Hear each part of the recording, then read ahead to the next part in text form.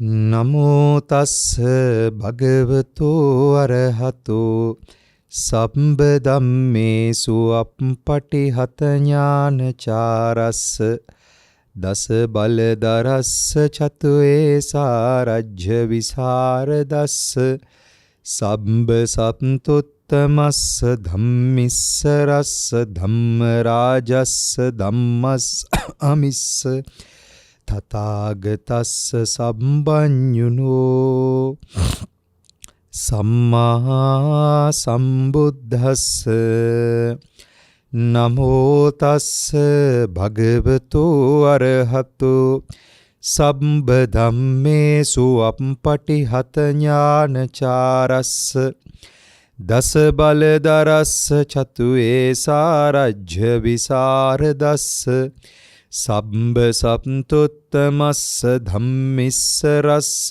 ධම්ම රාජස්ස ධම්මස්සාමිස්ස තථාගතස්ස සබ්බඤ්ඤුනෝ සම්මා සම්බුද්දස්ස නමෝ තස්ස භගවතු අරහතු සම්බ ධම්මේසු අප්පටිහත ඥානචාරස්ස දස බලදරස්ස චතුේ සාරජ්‍ය විසරදස්ස සම්බ සත්තුත්තමස්ස ධම්මිස්ස රස්ස ධම්ම රාජස්ස ධම්මස්සාමිස්ස තථාගතස්ස සබ්බඤ්ඤුනෝ සම්මා සම්බුද්දස්ස සාදු සාදු සාදු. හොඳයි, තෙරුවන් සරණයි පින්වත් හැමදෙනාටම. අද ඔය ඇත්තෝ සමග අපි සාකච්ඡා කරන්න බලාපොරොත්තු වෙන්නේ ආදරය, සෙනෙහස සහ ජීවිතය කියන මාතෘකාව මුල් කරලා තථාගත බුද්ධ වචනේ තියෙන ගැඹුරු අර්ථයක් අපිට තේරෙන භාෂාවෙන් සාකච්ඡා කරගන්නට කරන උත්සාහයක්, වෑයමක් විදිහටයි මේ ධර්මානුශාසනාව සිද්ධ කරන්න බලාපොරොත්තු වෙන්නේ. එක දවසක් භාග්‍යවතුන් වහන්සේගෙන් ආනන්ද හාමුදුරුවෝ අහනවා මෙන්න මෙහෙම කාරණාවක්. ආනන්ද හාමුදුරුවෝ අහන කාරණාව තමයි, බුදුහාමුදුරුවනේ මේ ලෝකයේ පුරුෂයන්ට වඩාත්ම ප්‍රියමනාප රූපය මොකක්ද? පුරුෂයන්ට වඩාත්ම ප්‍රියමනාප ශබ්දය මොකක්ද? පුරුෂයන්ට වඩාත්ම ප්‍රියමනාප ගන්ධය මොකක්ද? පුරුෂයාට වඩාත්ම ප්‍රියමනාප රසය මොකක්ද? පුරුෂයාට වඩාත්ම ප්‍රියමනාප ස්පර්ශය මොකක්ද කියලා අහනවා. ඊට පස්සේ අහනවා මේ ලෝකයේ ස්ත්‍රියට වඩාත්ම ප්‍රියමනාප රූපය මොකක්ද? වඩාත්ම ප්‍රියමනාප ශබ්දය මොකක්ද? වඩාත්ම ප්‍රියමනාප ගන්ධය මොකක්ද? ප්‍රියමනාප රසය මොකක්ද? ප්‍රියමනාප ස්පර්ශය මොකක්ද කියලා අහනවා. මේ ඇහුවාම භාග්‍යවතුන් වහන්සේ හරි ලස්සන උත්තරයක් දෙනවා මෙන්න මෙහෙම. ආනන්ද, මේ ලෝකයේ පුරුෂයන්ට වඩාත්ම ප්‍රියමනාප රූපය නම් ස්ත්‍රී රූපයයි. පුරුෂයාට වඩාත්ම ප්‍රියමනාප ශබ්දය නම් ස්ත්‍රියගේ ශබ්දයයි.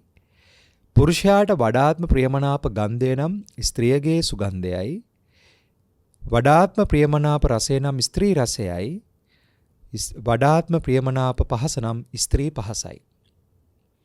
ඒ වගේම තමයි ස්ත්‍රියට වඩාත්ම ප්‍රියමනාප රූපය නම් පුරුෂ රූපයයි. ස්ත්‍රියට වඩාත්ම ප්‍රියමනාප ශබ්දය පුරුෂ ශබ්දයයි. වඩාත්ම ප්‍රියමනාප ගන්ධය පිරිමි ගන්ධයයි, පිරිමියාගේ තියෙන ගන්ධ ස්වභාවයයි. වඩාත්ම ප්‍රියමනාප රසය පුරුෂයාගේ රසයයි. වඩාත්ම ප්‍රියමනාප ස්පර්ශය පුරුෂයාගේ ස්පර්ශයයි. මේ නොකිය බුදුහාමුදුරුවෝ විග්‍රහ කරන්නේ විරුද්ධ ලිංගික ආකර්ෂණය ගැන. දැන් මේ ස්වභාවය තමයි ලෝකයේ තුල පැවැත්ම පහළ කරගෙන යාම පිණිස, පැවැත්ම තහවුරු කර ගැනීම පිණිස එකිනෙකා සමග සෙනෙහස, දයාව, කරුණාව, ආදරය කියන එක එක වචන වලින් දාලා අපි අපේ පැවැත්ම කන්ටිනියු කරගන්න කියන තැනට රූපකාම, ශබ්දකාම, ගන්ධකාම, රසකාම, ස්පර්ශකාම කියන පංචකාමයේ විඳීම පිණිස, ඒක වින්දනය කිරීම පිණිස ඇති කරගන්න අර්ථය. මේක තමයි සාමාන්‍ය ජීවිතයක් තුළ අපි දෙදෙනෙක් ආදරයෙන් බැඳෙනවා කියන තැනට තියෙන අර්ථය. දැන් අපේ අම්මා තාත්තා ආදරය කරපු පිරිස, අපේ අම්මගේ තාත්තගේ අම්මා තාත්තා ආච්චිලා සීයලා ඒගොල්ලොත් ආදරය කරපු පිරිස. ඒගොල්ලන්ට කලින් පරම්පරා ඒගොල්ලොත් ආදරය කරපු පිරිස. ඊට පස්සේ දැන් අපේ අම්මා තාත්තා අපේ දරුවෝ හැදුවා. ඒ කියන්නේ අපිව හැදුවා. අපේ දරු පරම්පරාව ඊට පස්සේ මගේ දැන් නංගි ඉන්නවා මල්ලි ඉන්නවා පවුලේ සහෝදර සහෝදරයෝ ඒගොල්ලෝ දරු පරම්පරාව හදනකොට ඒගොල්ලොත් කවදා හරි දවසක ආදරය කළා කසාද බැඳලා හරි නොබැඳ හරි කොහොම හරි ඒ දරු පරම්පරාවක් ඉදිරියට හදාගෙන යනකොට ඒගොල්ලොත් එහෙම ඉදිරියට යනවා. එතකොට අපේ අතීත පරම්පරා මුතුන් මිත්තොත් ආදරය කළා, එකිනෙකාට ගෞරව කළා, සෙනෙහස දැක්වුවා. අද වර්තමානයේත් ඒ සිද්ධිය සිද්ධ වෙනවා, අනාගතයේත් ඒක එහෙම වෙනවා. ඒක තමයි ලෝකයේ ස්වභාවය. දැන් මේක තේරුම් ගන්න පොඩ්ඩක් ප්‍රඥාවන්තව ප්‍රඥාගෝචරව මේ ස්වභාවයන් තේරුම් ගන්න කෙනෙක් උත්සාහවන්ත වෙනවා නම් එකිනෙකාට ගෞරවය කියන තැනින් සසර දුක කෙලවර කරගන්නවා කියන තැනකට චතුරාර්ය සත්‍ය ධර්ම අවබෝධය පිණිස යමෙක් වෙහෙසෙනවා නම් ඒකට උපනිශ්‍රයක් වෙන විදිහට ලස්සන අර්ථකථනයක් අද දවසේදී මම මතු කරන්න හිතුවා. මම සාමාන්‍යයෙන් දේශනාවක් කරන්න කලින් බලනවා මේ ඒ දේශනාවේ මාතෘකාවක් තියෙනවද කවුද මොකක්ද දේශනාවේ අරමුණකින්ද මන්ද කියලා. අද මේ ධර්ම දේශනාව කරන්න කලින් මම නිකන් බැලුවා මේ මාතෘකාවක් තියෙනවද නැත්නම් මොකක්ද මේ තියෙන්නේ කියලා බැලුවාම මම දැක්ක මේ අකලංක ජයනාත් කියන මහත්තයයි රවින්ද්‍රා සුලක්ෂණී කියන නෝනයි තමයි මේ ධර්ම දේශනාවට අද අනුග්‍රහය දක්වන්නේ. ඒගොල්ලෝ අරමුණු විදිහට තියාගෙන ඉන්නේ. මේගොල්ලෝ ජීවත් වෙන්නේ ඇමරිකාවේ. විවාහ වෙලා දෙසැම්බර් මාසේ 21 වෙනිදාට 2021 දෙසැම්බර් මාසේ 11 වෙනිදාට අවුරුද්දක් වසරක් පිරීම නිමිති කරගෙන ඉගෙන අද දවස මේ ධර්ම දේශනාව විකාශනය වෙන දවසේ තමයි ඒගොල්ලෝ කසාද බැඳලා අවුරුද්දක් කියලා කියනවා. ඉතින් ඒගොල්ලන්ගේ බලාපොරොත්තු වෙන්නේ චතුරාර්ය සත්‍ය ධර්ම අවබෝධය කරගන්නත් ඒ වගේම නිදුක් නිරෝගී චිරජීවනයක් දීර්ඝායුෂ සම්පන්නිය මුල් කරලා තමයි මේ අරමුණු මුල් කරලා තමයි ඇත්තටම ඒගොල්ලෝ මේ අනුශාසනාව සිද්ධ කරන්න දෙන්නේ. ඉතින් ඒක නිසා මට හිතුණා මේ දෙන්නත් අරමුණු කරලා ඒ වගේම පොදුවේ මේ ධර්මානුශාසනාවට සහසම්බන්ධ විශේෂයෙන්ම තරුණ ප්‍රජාව සහ ළමයින් සියලු දෙනාමත් අරමුණු කරලා ආදරය කරන්න බලාපොරොත්තු වෙන කට්ටිය ආදරය කරන කට්ටිය සහ ආදරය කරලා ජීවිතය අවසානට ගිහිල්ලා ඉන්න කට්ටිය ඒ හැමෝමත් මත අරමුණු කරලා දේශනාව සිද්ධ කරන්න.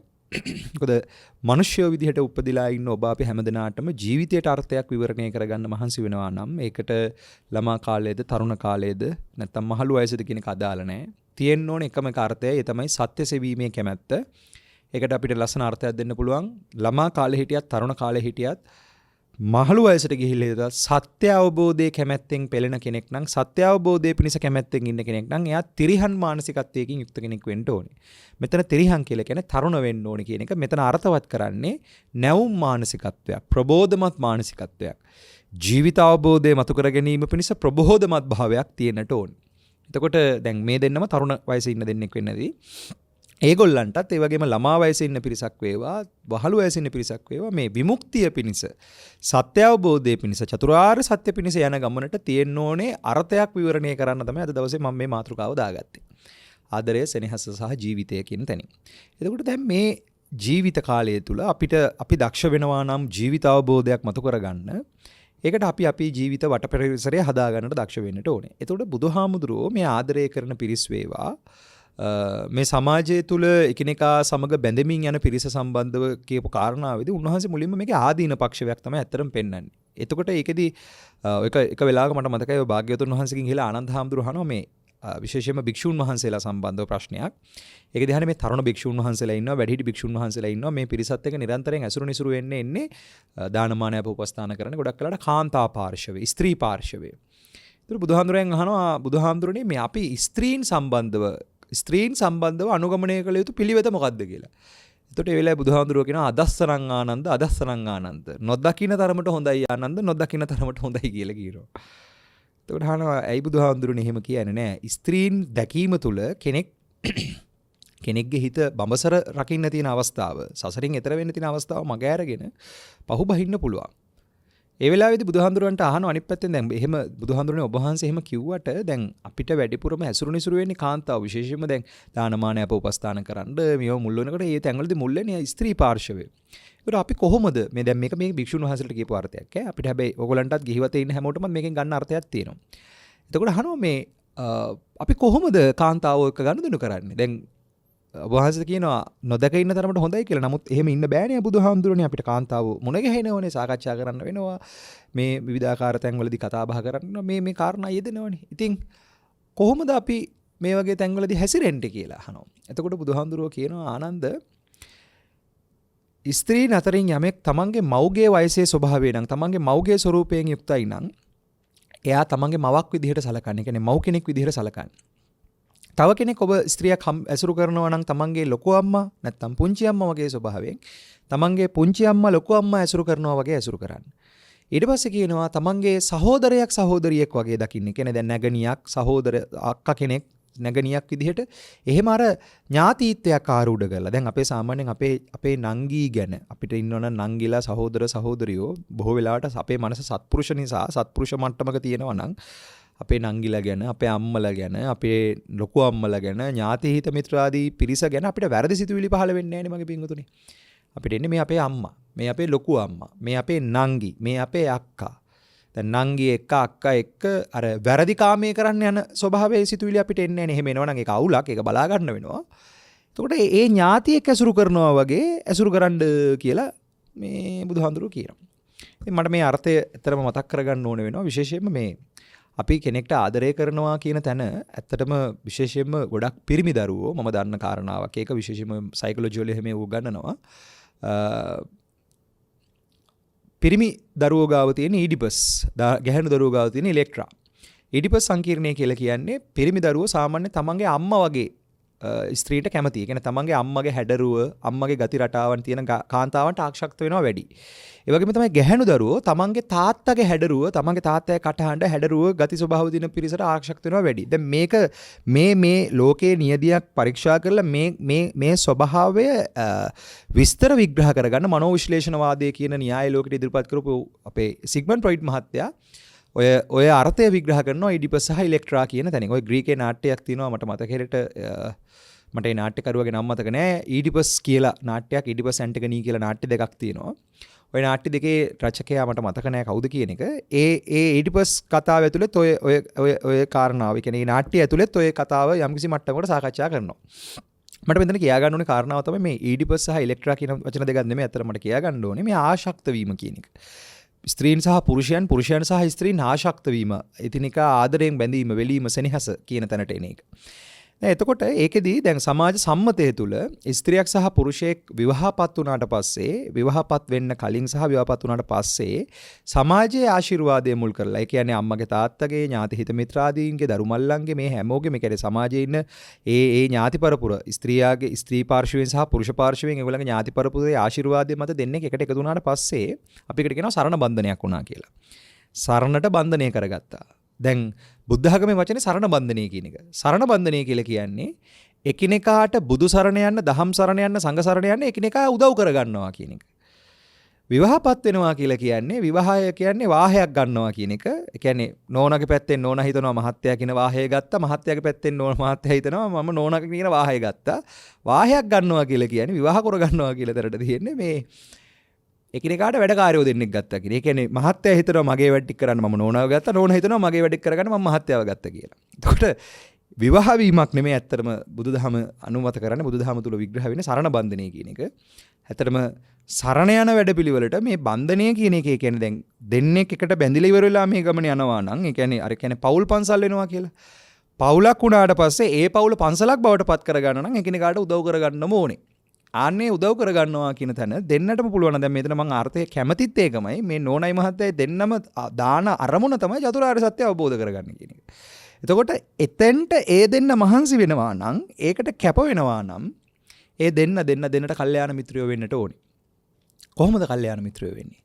කොහොමද මිත්‍රත්වයේ කියන ගුණය දියුණු කරගන්නේ? ආන් ඒක ලස්සනට විග්‍රහ කරනවා. කල්යාණ මිත්‍රයන් ඇසුරු කිරීම කියන තැනට කල්යාණ මිත්‍ර ගුණය විග්‍රහ කරන ලස්සන අර්ථ ටිකක් තියෙනවා. මම ඒක චුට්ටක් කියවන්නම් මේ ධර්මයේ තියෙන අර්ථ ටිකක්.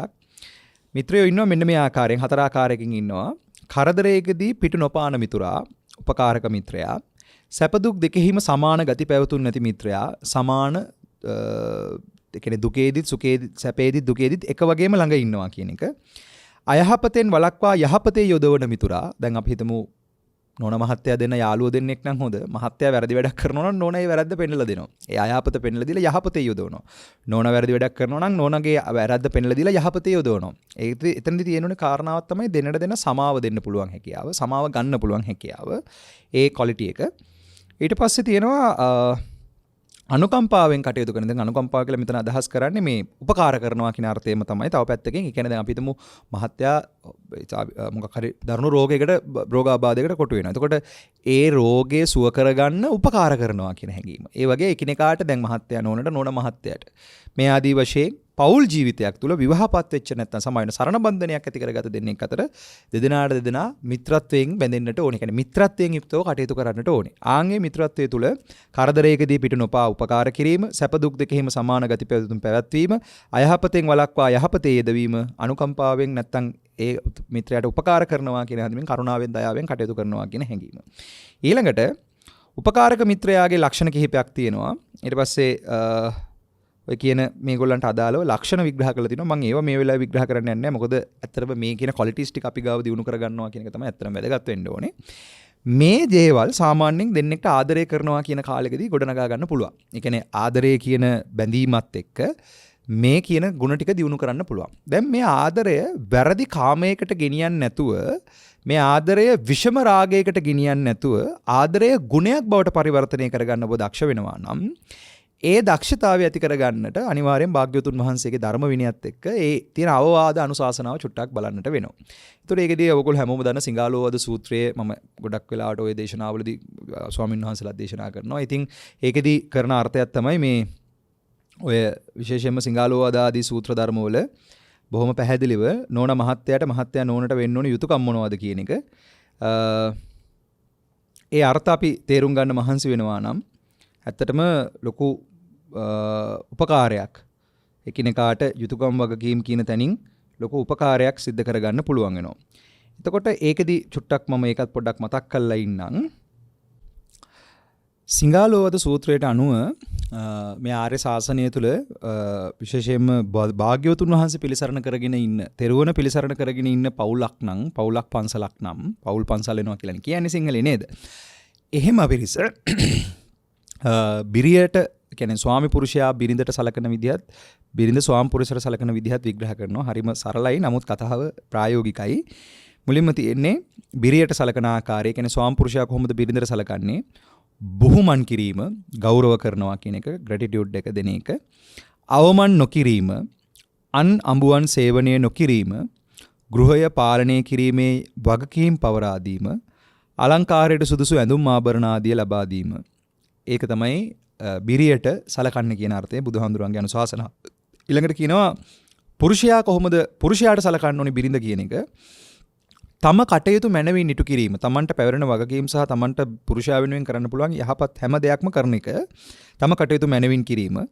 පරිවාර ජනයාට හොඳින් සංග්‍රහ කිරීම. පුරුෂයාගේ ඥාති පරපුරට වෙන්න පුළුවන්. එයාගේ වටේ දැන් අපි හිතමුකෝ බිරිඳක් ඉන්නවා. තමන්ගේ ස්වාම පුරුෂයා ලොකු ආයතනයක ප්‍රධානියෙක්. එතකොට ඒ ආයතනයේ ඉන්න අනිත් සේවක සේවිකාවන් ඉඳලා ඒ පරිවාර ජනයාට අර යහපත් ආකාරයෙන් සංග්‍රහ කරන එක. මොකද පුරුෂයා සහ තමන් යැපෙන්නේ ඒ පිරිස නිසා කියන කාරණාව තේරුම් අරගෙන පරිවාර ජනයාට හොඳින් සංග්‍රහ කිරීම, යහපතින් සැලකීම, අන් පුරුෂයන් සේවනය නොකිරීම, අනිත් පුරුෂයන් අතරට යන්න එපා කියන එක, සැමියාගේ වස්තු ආරක්ෂා කිරීම, ඒ වගේම තමයි සියලු කටයුතු දක්ෂතාවයෙන් අනලස්ව ඉටු කිරීම. අලස භාවයක් නැතුව අනලස්ව ඉටු කිරීම. ඕක මට මතක හැටියට ඔය එක සූත්‍රයක් විග්‍රහ කරනවා. මේ මට මතක හැටියට ඒක උග්ඝහ සූත්‍රය හෝ උග්ඝහ සූත්‍රය මට මතක හැටියට උග්ඝහ බමුණගේ දරුවන්ට දීපු කරුණාවට ඒකෙදි කියනවා මේ දරුවෝ 4 දෙනෙක් උග්ඝහ බමුණගේ දියණිවරු 4 දෙනෙක් කසාද බඳින්න පෙර දවසක භාග්‍යතුන් වහන්සේ වඩම්මලි වෙරලා ධර්මානුශාසනාවක් කරව ගන්නවා. ඒකෙදි බුදුහාඳුරෝ කරුණු 8කින් සංග්‍රහ කරනවා. මේ මූලික වශයෙන් ඒකෙදි කියනවා මේ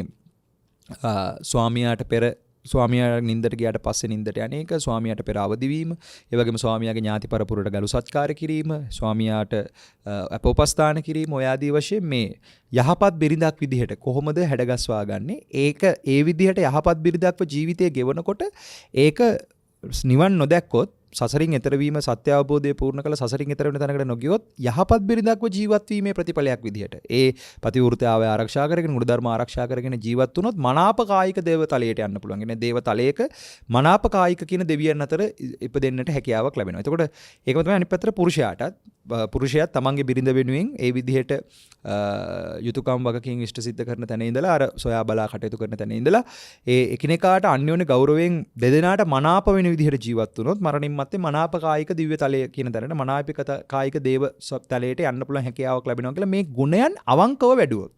එතකොට කෙනෙක් හදවතින් මේ ගුණධර්ම දියුණු කළොත් නිකන් මෝනිචාවට නෙමෙයි හදවතින් ස්වාමියා සහ බිරිඳ අතර තියෙන මේ අන්‍යෝන්‍ය සම්බන්ධය තුළ මේ ගුණධර්ම දියුණු කරගෙන ගියොත් ඒගොල්ලන්ට මරණින් මත්තේ යහපත් අත්බවකට පවා යන්න සුගති අත්බවකට පවා යන්නේ ඒ ගුණය උපකාර වෙනවා කියන එක දේශනාව තුළ බොහොම පැහැදිලිව පෙන්නලා තියෙනවා.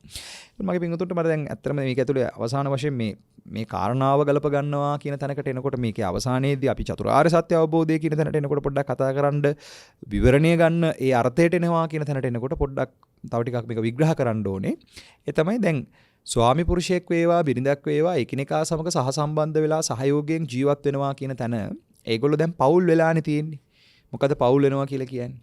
දැන් දෙන්නෙක් ආදරය කරනකොට ආදරය කළා හෝ නොකළා මේ ලෝකයේ තුල ජීවත් වෙනකොට අපේ ඇහැ කියලා කියන්නේ ඇස කන නාසය දිව ශරීරයේ මනට ඇසුරු වෙනවා රූප ශබ්ද ගන්ධ රස ස්පර්ශ ධර්ම. එතකොට ඇහැට රූප කනට ශබ්ද නාසයට ගන්ධ දිවට රස කයට ස්පර්ශ මනට ධම්ම. දැන් මෙන්න මේ ඇසුරු වීම තුලනේ ලෝකයේ සකස් වීම කියන්නේ. කියන්නේ මේ ඇසුරු වීම තමයි ලෝකය කියලා කියන්නේ. එතකොට දැන් අපි හිතමු පුංචි කතාවක් මම නේද පුංචි කතාවක් කියනවා. ඒ කතාව අර්ථය හොඳට ගන්න. අපි හිතමු අලුත ආදරය කරන්න පටන් ගත්ත කපල් එකක් ජෝඩුවක් ඉන්නවා. මේ යුවල හරියම ආදරයෙන් මහා කරුණාවෙන් සතුටින් තමයි දෙදෙනාට උපකාර කරගෙන ඔහොම ඉන්න ස්වභාවයක් දැන් තියෙනවා කියලා හිතන්නකෝ ආදරේ වැඩිකමටම. මෙයා මගේ අහවල් මෙයා තමයි මගේ කෙනා. මෙයා තමයි මගේ බොයිෆ්‍රෙන්ඩ්. මෙයා තමයි මගේ ගර්ල්ෆ්‍රෙන්ඩ් කියලා දෙන්න මගේ කරගෙන ඉන්න දෙන්නවම. දැන් ඔහොම ඉන්නකොට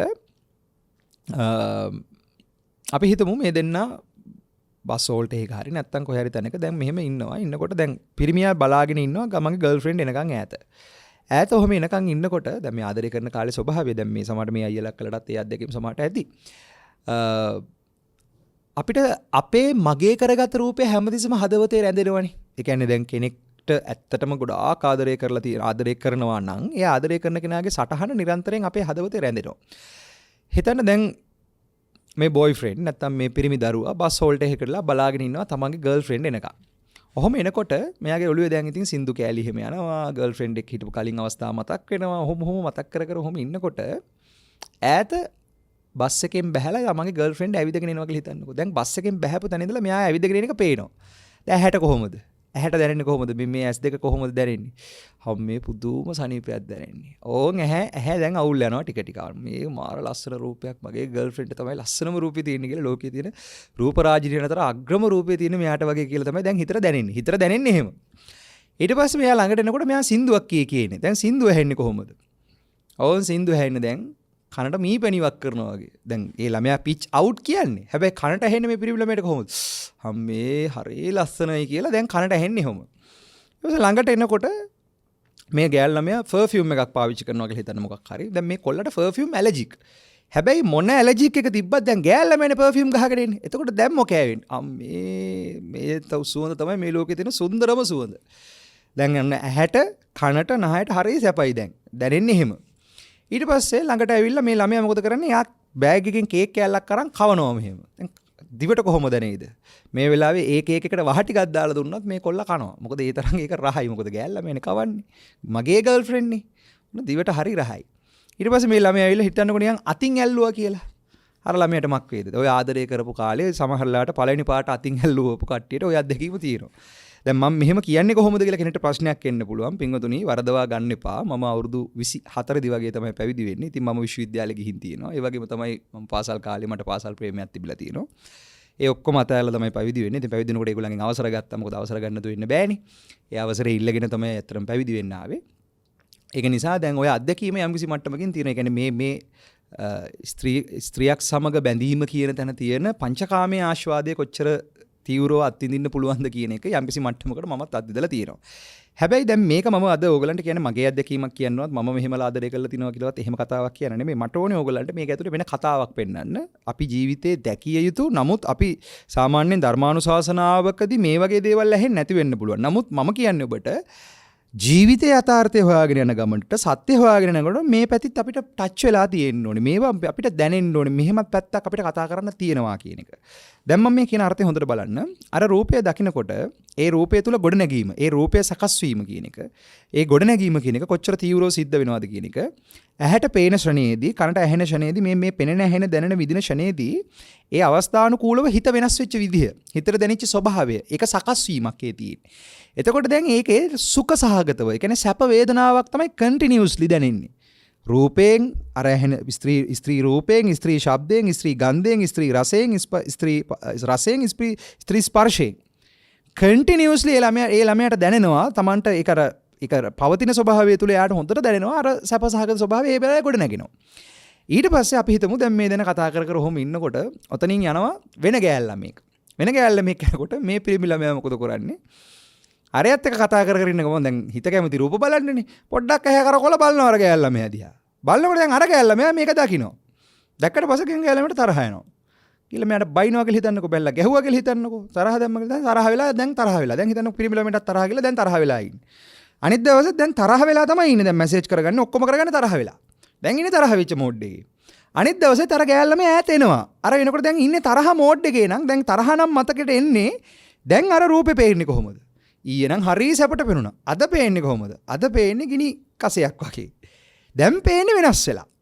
දැන් රූපය වෙනස් වෙලා පේන්නේ, ශබ්දය වෙනස් වෙලා ඇහෙන්නේ, ගන්ධය, රසය දැන් ගෙරලා කේක් කෑල්ලක් එහෙම කැවුවොත් කටෙන් එළියටත් දාන්න පුළුවන්. මොකද තරහෙන් නම් ඉන්නේ මේ පැත්තේ. එතකොට දැන් බලන්න මේ කෙලෙස් වල මෙහෙයවීම. දැන් අපි තේරුම් ගන්න ඕනේ මේ අකුසලයේ සහ අකුසල මූලය, රාගය, ද්වේෂය, මෝහය කියන අකුසල මූලත් එක්කනේ අපි හැමෝම ඉන්නේ. එතකොට ඒක බැන්දා හෝ වේවා, නොබැන්දා හෝ වේවා, මහලු වේවා, තරුණ වේවා, පැවිදි වේවා, ගිහි වේවා, සියලු දෙනා ගාව මේ කෙලෙස් ප්‍රශ්නේ තියෙනවා. මොකද සසර ප්‍රශ්නෙට අපි හැමෝම අහුවෙලා ඉන්නේ. ඒතකොට මේ අවුලලා ඉන්න ප්‍රශ්නේ තුල කාමය, රාගය, ඒ වගේම තමයි විෂම රාගය, අධර්ම රාගය, ලෝභය, ඊර්ෂ්‍යාව, වෛරය, කුහකකම, ඒ වගේම ওই වචන වලින් විවිධාකාරයෙන් කියන මේ සියලුම උපක්ලේශ ටික අපි ගාවේ දෙනවා. ඒ කියන්නේ සිත මුල් කරගෙන, සිතේ මුල් කරගෙන මේ සියලු උපක්ලේශ ධර්මයන් සකස් වෙනවා. දැන් මේ සකස් වීම හඳුනා ගන්න කෙනෙක් මහන්සි වෙනවා නම් ඒකට යාට උදව් කරන්නේ සතිමත් වීම. නැත්තම් සතිය, ફોකස් එක, සති කියන ඉන්ද්‍රිය. මේක හඳුනා ගන්න මෙහෙවන කෙනා තමයි භාග්‍යවතුන් වහන්සේ සහ භාග්‍යවතුන් වහන්සේගේ ධර්ම විනය. ඒක තමයි අපි මේ සාකච්ඡා කරන්නේ. එතෙන්ට එනකොට බුදුහාමුදුරුවෝ බොහොම පැහැදිලිව මේ කාමයේ සහ කාමයේ ආදීනවය අවබෝධ කරගන්න කියන එක පෙන්නනවා. මොකද ඒක දකිනකොට තමයි ඇත්තටම ගැඹුරු අවබෝධයකට යන්න වටපරිසරයක් හදාගන්න පුළුවන්. දැන් මම මෙතන කතා කරපු බිරිඳ ස්වාමියා බිරිඳට කරන උපකාර සියල්ල කරගෙන ඒගොල්ලන්ගේ අරමුණ චතුරාර්ය සත්‍ය අවබෝධයට යන්න නම් ඒගොල්ලෝ දානේ, සීලේ, නෙක්ඛම්මේ, ඒ වගේම තමයි කාමයේ ආදීනව දකින්න, නෙක්ඛම්මේ ආනිසංස දකින්න නුවණකින්, ඒ වගේම වැරදි කාමයට නොයා ගිහිවතක ජීවත් වෙනකොට සාමාන්‍යයෙන් ස්ත්‍රියක් පුරුෂයක් අසාද බඳින්නේ කාමචාරය කියන තැන ඉන්නේ. දරු මල්ලු හදන්න, ධාර්මික ජීවිතයක් ගත කරන්න, ඒ වගේ අර්ථයකින් ගිහිවතක ජීවත් වෙන පිරිසක් ජීවත් වෙන්නේ. එතකොට කාමචාරයට අවස්ථාව තියෙනවා. නැත්තේ කාම මිච්ඡාචාරයට. ඒක බුදුහාමුදුරුවෝ අනුමත කරන්නේ නැහැ. කරන්න එපා. ඒක කරන්න එපා. ඒක ගැලපෙන්නේ නැහැ. හැබැයි කාමචාරය කියන තැනත් අතහැරෙන තැනකට බඹසර සීලයකට එන්න ස්ත්‍රියකට සහ පුරුෂයෙක්ට ඇත්තටම පුළුවන් නම් ඒ කියන්නේ ඒකත් තේරුමක් නැහැ. අපි ඊට වැඩි එහා ගියපු අවබෝධයකට යන්න ඕනි කියලා. ඒක ඇත්තටම ස්ත්‍රියකට සහ පුරුෂයෙකුට දෙන්නාගේ කැපකිරීමෙන් එකිනෙකාට උදව් කරගෙන මේ මට්ටමට යන්න පුළුවන් නම් ඇත්තටම වටිනවා. අද ලෝකයේ ගොඩක් කට්ටිය ඕවගේ දේවල් වර්ණනා කරන්නේ නැහැ. මං කියන්නේ මෙහෙමයි. දැන් කසාද බැඳලා ඉන්න යුවලක් නම් ඒ යුවල කැමති නම් චතුරාර්ය සත්‍ය අවබෝධය පිණිස දෙදෙනාම අවංකවම කැප වෙනවා නම් ඇත්තටම මේගොල්ලන්ට මේ ජීවිතයේ තියෙන හරසුන් භාවය, මේ කාමයේ ආදීනව තේරුම් අරගෙන ඒ ගමනේ යන්න පුළුවන් වැඩපිළිවෙලක් තියෙනවා. ඒකෙදි විශේෂයෙන්ම මම මෙතන සතුටු වෙන කාරණාවක් තමයි බිරිඳ සහ ස්වාමිපුරුෂයා දෙන්නගේම එකම අරමුණ චතුරාර්ය සත්‍ය අවබෝධ කරගන්න එක. මෙච්චර තරුණ වයසකදී මේ වගේ අවබෝධයකට යන්න ඒ වගේ වෙලෙ කියන්නේ පෞල් පරිසරයකට ගිහිල්ලත් හිත දෙනවා කියලා කියන්නේ ඒ දෙන්න සසරේ විශාල පිනක් තියෙන දෙන්නේ. ඒක හරිම වටිනවා. මොකද කසාද බැඳලා පස්සෙත් ඒ දෙන්නටම එකට එහෙම හිතනවා කියලා කියන්නේ ඒගොල්ලෝ අර භාග්‍යවතුන් වහන්සේ ඔක පෙන්නනවා හරිය ලස්සනට විවාහපත් වෙන පුරුෂයන් සහ ස්ත්‍රීන් එකට වාසය කරන මේ පිරිස කොටස් 4කට කඩනවා. ඒ කට්ටිය තමයි දෙවියෙක් එක්ක දේවතාවියක් වාසය කිරීම. පළවෙනි කොටස. ඊළඟ කට්ටිය තමයි දෙවියෙක් එක්ක පෙරේතියක් වාසය කිරීම. ඒ දෙවෙනි කට්ටිය. තුන්වෙනි කොටස තමයි දේවතාවියක් එක්ක පෙරේතෙක් වාසය කිරීම. හතරවෙනි කට්ටිය තමයි පෙරේතෙක් එක්ක පෙරේතියක් වාසය කිරීම. මම ආයි කියන්නම්. දෙවියෙක් එක්ක දේවතාවියක් වාසය කරනවා. ඊට පස්සේ පෙරේතියක් එක්ක පෙරේතෙක් වාසය කරනවා. දෙවියෙක් එක්ක පෙරේතියක් වාසය කරනවා. පෙරේතෙක් එක්ක දේවතාවියක් වාසය කරනවා. දැන් මේ නොකිය මේ බුදුහාමුදුරුවෝ මෙතන පෙන්නන්නේ අලෝභයට කැමති නැති, ලෝභයට කැමති, අද්වේෂයට කැමති නැති, සමගියට, මෛත්‍රියට, ගුණයට කැමති නැති, අද්වේෂයට කැමති නැති, ද්වේෂයට කැමති. ඒ වගේම තමයි අමෝහය නැත්තම් නුවණැස, ප්‍රඥාව පහළ කරගන්න කැමති නැති, අඥානකම, ගොංකම, මොට්ටකමටම තව තවත් කැමැත්ත තියෙන, ලෝභ දෝෂ මෝහයෙන් ගහන වැඩපිළිවෙල තමයි පෙරේත ස්වභාවය. දේව ස්වභාවය කියන්නේ අලෝභයට කැමති, අද්වේෂයට කැමති, අමෝහයට කැමති කියන ගුණය. එතකොට දැන් මෙතන දෙවියෙක් සහ දේවතාවියක් කියලා කියන්නේ මහත්යත් අලෝභයට කැමති, අද්වේෂයට කැමති, අමෝහයට කැමති, නුවණ පහළ කරගන්න කැමති, ගුණ පුරන්න කැමති, සසරින් එතර වෙන්න කැමති.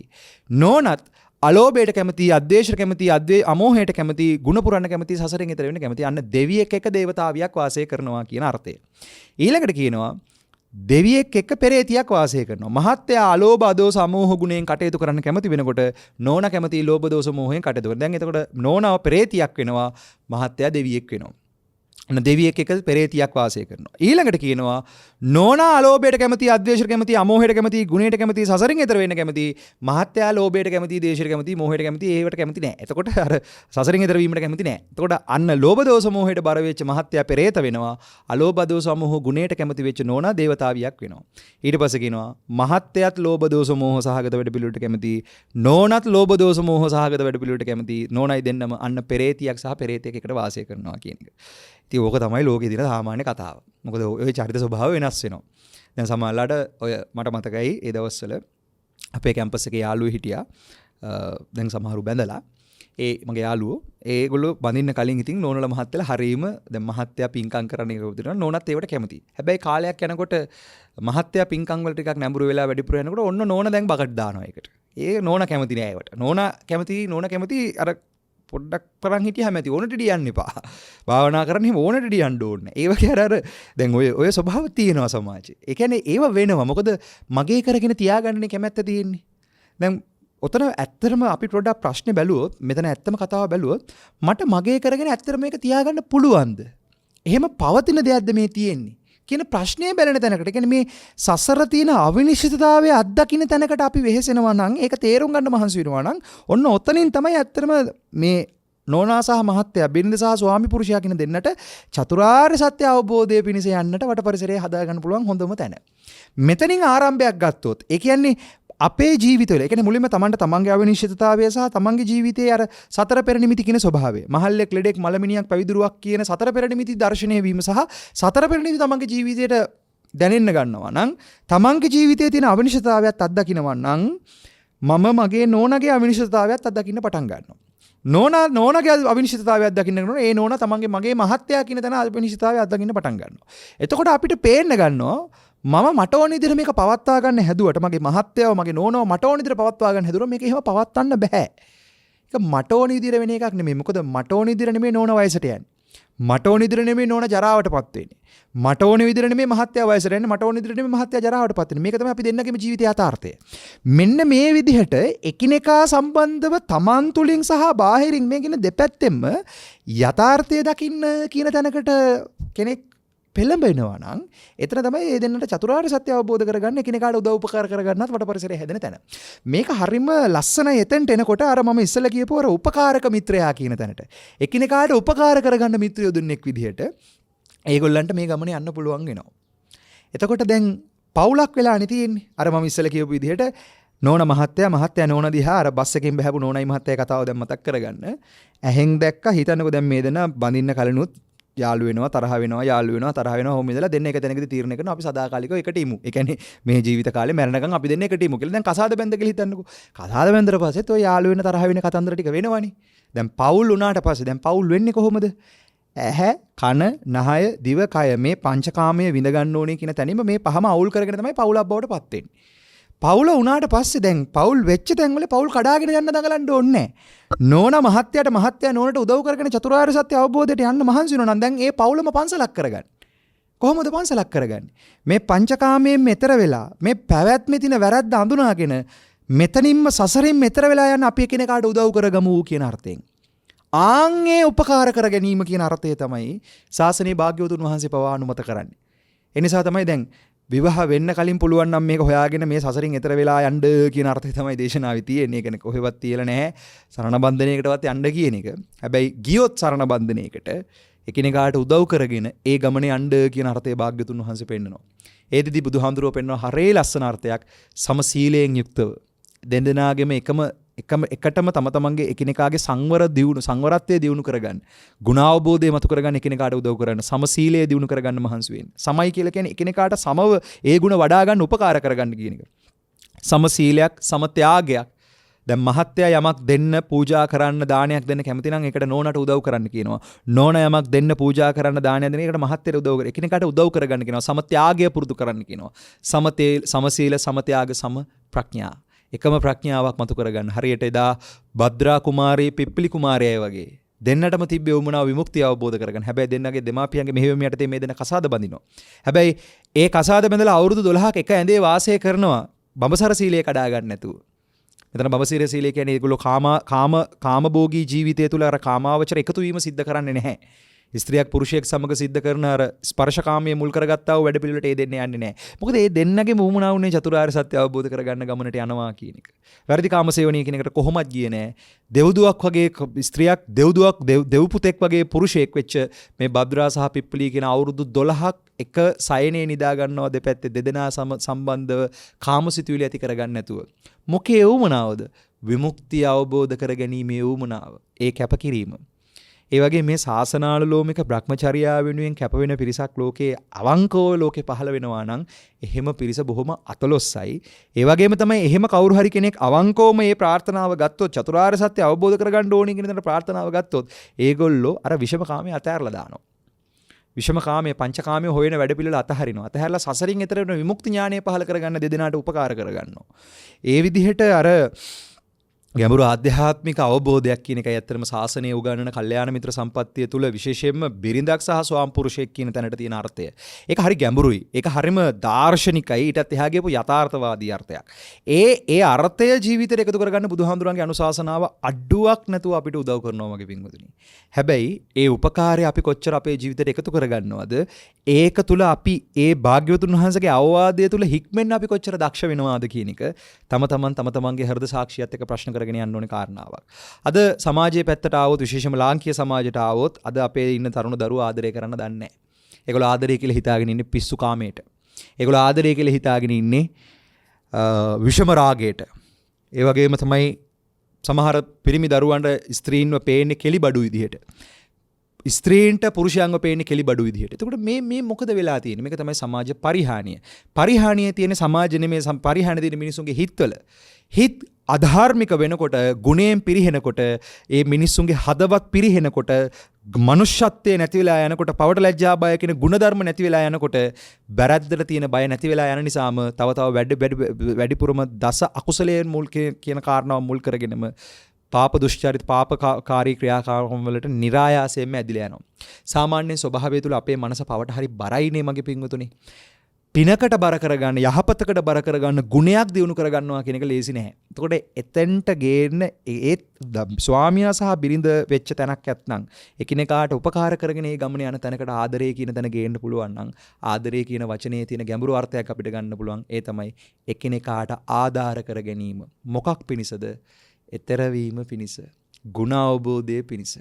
ඒ අර්ථයෙන් භාග්‍යවතුන් වහන්සේ පෙන්නනවා දෙමාපියන් දරුවන්ටත්, දරුවෝ දෙමාපියන්ටත්, බිරිඳ ස්වාමියාටත්, ස්වාමියා බිරිඳටත්, ඒ වගේම තමයි රජතුමා රටවැසියන්ටත්, රටවැසියෝ රජුරවන්ටත් කරගන්න පුළුවන් එකම ආධාරය, උපකාරය තමයි තෙරුවන කෙරෙහි පැහැදීම ඇති කරගන්න මහන්සි වෙන්න කියන එක. ඒක මහින්ද මහරහතන් වහන්සේ ලංකාවට ආගමනය වුණාට පස්සේ, අපේ දේවනම්පියතිස්ස රජුරෝ ධර්මය අවබෝධ කරගත්තට පස්සේ ඊළඟට එතුමා කරන්නේ රටවැසියන්ට ධර්මය අවබෝධ කරලා දෙන වට පරිසරය හදන එක. අන්න රජවරු රටවැසියන්ට කරපු උපකාරය, ආධාරය. ඒ වගේම තමයි රටවැසියෝ රජුරවන්ට සහ මේ ශාසනයට අපෝපස්ථාන කරනවා. මොකටද? මේ අපිට ගුණධර්ම ටික දියුණු කරගෙන යන්න මේ රාජ්‍ය අපිට උදව් කරනවා නේද කියන එක. ඒ වගේ මේ ගුණේ තියෙන වටිනාකම දැනෙන සමාජ පරිසරයක් නම්, විශේෂයෙන්ම දැන් ඔක මම පිටරටවල දකිනවා. පිටරටවල දැන් මීට අවුරුදු 15කට 20 විතර කලින් වෙච්ච කතාවක් මම මේ කියන්නේ. මට එක්තරා අපේ විශ්වවිද්‍යාලයේ අපි ඉගෙන ගන්න කාලේ අපි අහපු කතාවක්. ඒ තමයි එක්තරා ඇමරිකාවේ හරි කොහරි ප්‍රාන්තයක මට මතක නැහැ ප්‍රාන්තය මොකද්ද කියලා කැලිෆෝනියාවද කියලා මට මතක නැහැ මොකක් හරි ප්‍රාන්තයක එක්තරා ප්‍රදේශයක ඒ විශාල රටවල්නේ එක්තරා ප්‍රදේශයක අර මංකොල්ල කෑම් හොරකම් වංචා දූෂණ ඉතාම වේගෙන් වැඩි වෙලා තියෙනවා. දැන් මේවා වැඩි වෙනකොට ඒ පාලකයෝ බලනවලු දැන් මේක නවත්ත ගන්න ක්‍රම. ඒගොල්ලෝ ඊට පස්සේ මුලින්ම කරලා තියෙන තමයි නීතිය ටිකක් තද කරනවා නීතිය පැත්තෙන් පාලනය කරනවා ඊළඟට ඒගොල්ලෝ බලනවලු ඒගොල්ලෝ දකින්නවලු මේ පෞල් පරිසරය අරුබුදයිලු. ඒ කියන්නේ පෞල් වල දෙමාපියන්ගේ ගරු කිරීම නැහැලු එකිනෙකාට ඇන්ග්‍රි මැනේජ්මන්ට්. ඒ කියන්නේ තරහ පාලනය කරගන්න ක්‍රමවේද නැහැ මේ රටේ මේ ප්‍රදේශේ. ඉතින් මේගොල්ලෝ මොකද කරන්නේ පුංචි කාලේ ඉඳලම මොන්ටිසෝරි ඉඳලම උසස් අධ්‍යාපනය දක්වා ඉන්න දරුවන්ටත් ඒ වගේම වැඩිහිටියන්ටත් කොහොමද අපි තව කෙනෙක් එක්ක සහයෝගයෙන් ගනුදෙනු කරන්නේ? එකිනෙකාට ගරු කරන්නේ කොහොමද? අපි කොහොමද ග්‍රැටිටියුඩ් එක දෙන්නේ? අන්න ඒ විදිහට පොඩි හරි තරහක් ආවොත් ඒ තරහ ආවේගය කොහොමද පාලනය කරගන්නේ කියලා ට්‍රිකීලි ඒක කියලා දෙන ක්‍රම පාවිච්චි කරලා ඒවා ප්‍රැක්ටිස් කරනවා. ඒවට එක එක සම්පත්ධාරීන් උපයෝගී කරගෙන කරනවා. ඊට පස්සේ ඒගොල්ලෝ ඊළඟට කරන වැඩේ තමයි විශේෂයෙන්ම ඔය ටිබෙට් රටේ ස්වාමින් වහන්සේලා සහ ජපානය, චීනය, ඒ වගේම තමයි තායිලන්තය වගේ රටවල් වලින් ස්වාමින් වහන්සේලා වඩම්මලා උන්වහන්සේලාගේ අවවාද අනුශාසනා අරගෙන බෞද්ධ භාවනා ක්‍රමවේදත් මේගොල්ලන්ට පුරුදු කරවනවලු. ඔහොම කාලයක් අවුරුද්දක් මාසයක් දෙකක් නෙමෙයි අවුරුදු කිහිපයක් කොහොම යනකොට අර ඒ ප්‍රදේශයේ ඒ පළාතේ තිබිච්ච අපරාධ ප්‍රමාණය ටික අඩු වෙන්න ගන්නවලු. ඒක වෙන්නේ අර එක පැත්තකින් නීතිය පැත්තෙන් මේවා කරනවා අනිත් එක සදාචාරාත්මක පරයයන් එහෙම නැත්නම් ගුණධර්ම පැත්තෙන් යහපත් මාර්ග මුල් කරගෙන මිනිස්සුන්ගේ ආධ්‍යාත්මයට කතා කරනවා. මෙන්න මේ දේවල් නිසා ක්‍රමානුකූලව අර වංචා දූෂණ හොරකම් ක්‍රමානුකූලව අඩු වෙලා යන්න ගන්නවලු. ඉතින් මම කල්පනා කළේ දැන් ඔය කියන බොදුණු කතන්දරේ මේ ලංකාවේ තියෙනවනේ අඩුවක් නැතුව. හැබැයි රටේ අපරාධ එන්න වැඩි වෙනවනේ. මේ මොකද මේ වෙන්නේ? එතකොට පේන්න ගත්තා අපේ ලංකාව වගේ රටවල් වල බුදුදහම කියන්නේ බුදුදහමෙන් ප්‍රයෝජන ගන්න දක්ෂ නැහැ. බුදුදහම ඒගොල්ලෝ තියාගෙන ඉන්නේ ආභරණයකට. බහුතර දෙනෙක්. ලංකාව නෙමෙයි බෞද්ධ ලෝකේ ගොඩක් රටවල් වල ඒක ආභරණයක් කරගෙන ඉන්නේ. අපි තමයි බුදුදහම දන්නේ, අපි තමයි මේක රකින්නේ, අපි තමයි මේක තියෙන්නේ, මෙහෙම කියලා ආභරණයක් කරගෙන ඉන්නේ. ඇත්තටම බුදුදහමෙන් ප්‍රයෝජන ගන්නවා නම් ඇත්තටම මේ රට බෞද්ධ ආගමිකයි නම් ඇත්තටම බුදුනු ගුණ රකින්නවා නම් සමගිය සහයෝගය එකිනෙකාට ගරු කිරීම ඔය ගුණත් එක්ක මේක ඉස්සරහට එන්න එපා. දැන් ඒ සත්පුරුෂ ගුණ නැති නිසාම අපේ වගේ රටවල් වල මහා පරිහානියක් තමයි අද වෙනකොට පේන්න තියෙන්නේ. ඉරිසියාව කොහොක්කම වෛරය කොහොදකම පුරා වැපිරිලා තියෙන්නේ. නන්නත්තර වෙලා තියෙන්නේ අපේ රටවල්. ඉතාලම සෝචනීය දැනග. මොකද ආධ්‍යාත්මිකව පිරිහිලා තියෙන්නේ. මේ පිරිහීම ඇත්තට දැන් මේ සාමාන්‍ය භික්ෂුවක් වෙච්ච මට නවත්තන්න බෑ.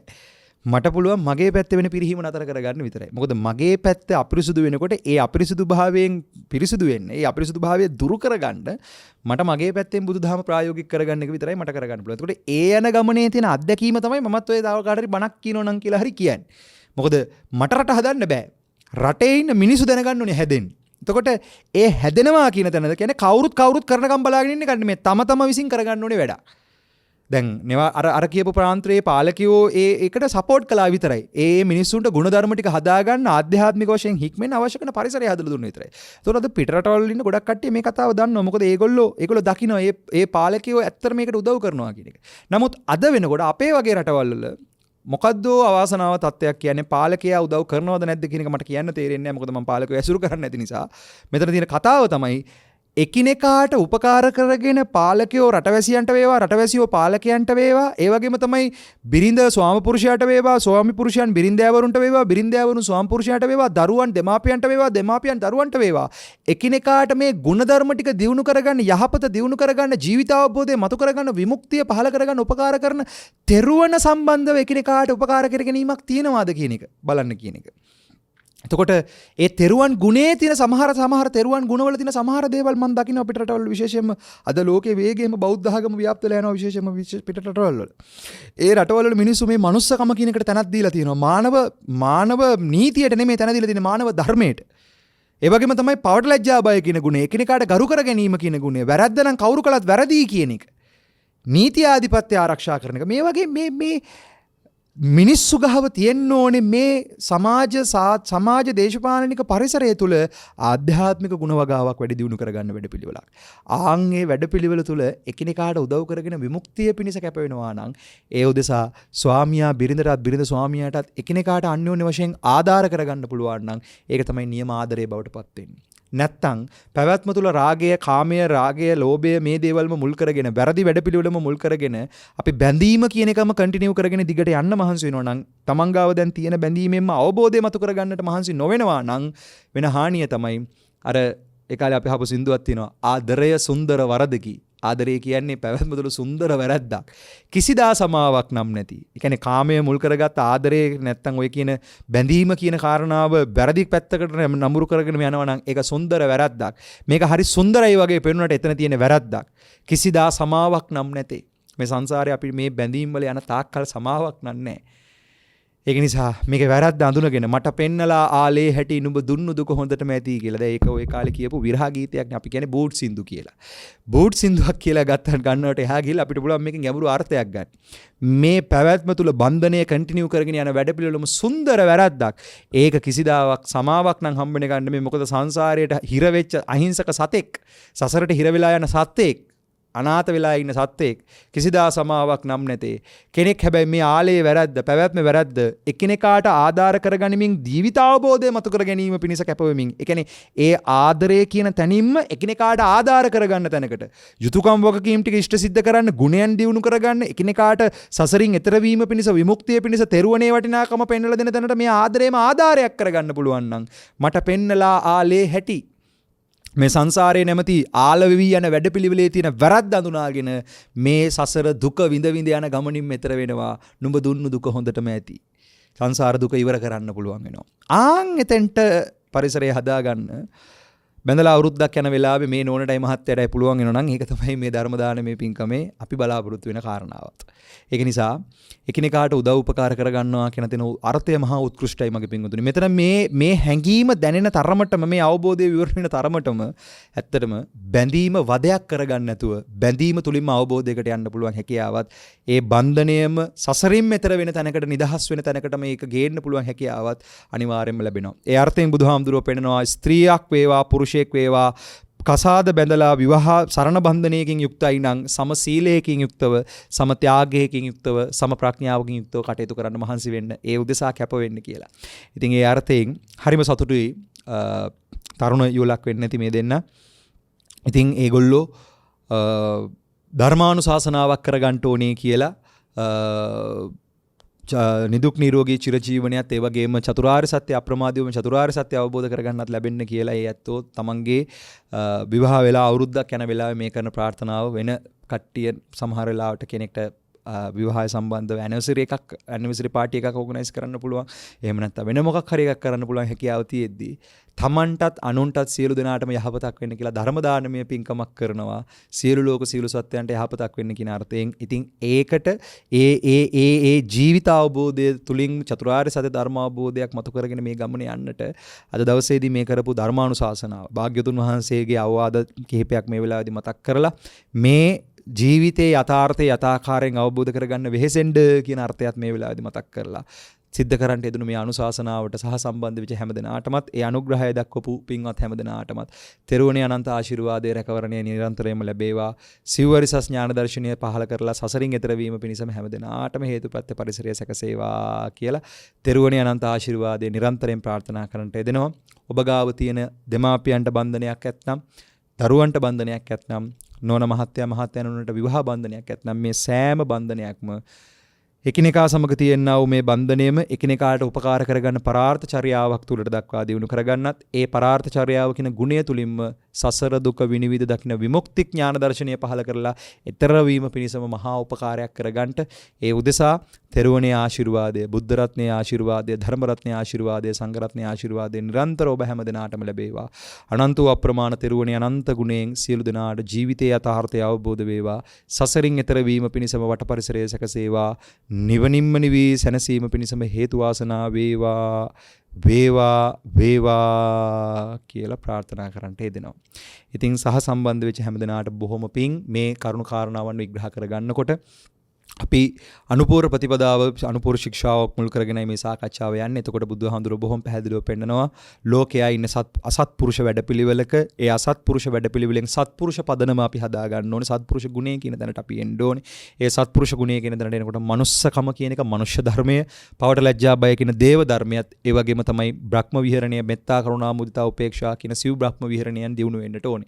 ඒ සත්පුරුෂ පදනම මුල් කරගෙනමයි සත්පුරුෂ කෙතක් හදා ගන්නකොට පුණ්‍ය ශ්‍රේෂ්ඨය බලවත් වෙනකොට වෙනකොට ඒ පුණ්‍ය ශ්‍රේෂ්ඨයට සිව් අරිසස් ඥාන දර්ශනය මුල් කරගත්ත සද්ධා බීජය පැල කරන්නට ආන්ගේ සද්ධා බීජය පැල කරලා ඒකට සාත්තුව කරගෙන යන්න. ඒකට නෝනා බිරිඳට බිරිඳ නෝනට නෝනා බිරිඳට නෝනා ස්වාමියාට ස්වාමියා නෝනට දෙන්නට උදව් උපකාර කරගෙන ඒ ගමන යන්න පුළුවන් නම් ඇත්තටම වටිනවා. එතකොට විවාහ ජීවිතයක නැත්තම් සරණ බන්ධනයකට පත්වෙච්ච දෙන්නෙක් ඉන්නවා නම් දෙදෙනාගේම තෙරුවන් සරණ පිළිසරණ කරගෙන දෙදෙනාටම සසරින් එතර වීම පිණිස එකිනෙකාට උපකාර කරගෙන ඒ ගමන යන්න පුළුවන් නම් අන්න බුදුහාඳුරන්ගේ අනුශාසනාව පවුලක් පන්සලක් වෙලා එකිනෙකාට උදව් කරමින් සමසීල සමත්‍යාග සමප්‍රඥා දියුණු කරගෙන යන වැඩපිළිවෙලක් බවට ඒපත් වෙනවා.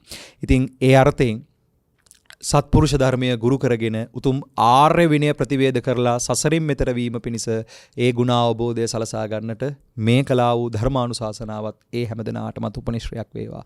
සහ සම්බන්ධ වෙච්ච සෑම සිළු දෙනාටමත් තෙරුවනේ අනන්ත රැකවරණේ ආශිර්වාදය ලැබේවා.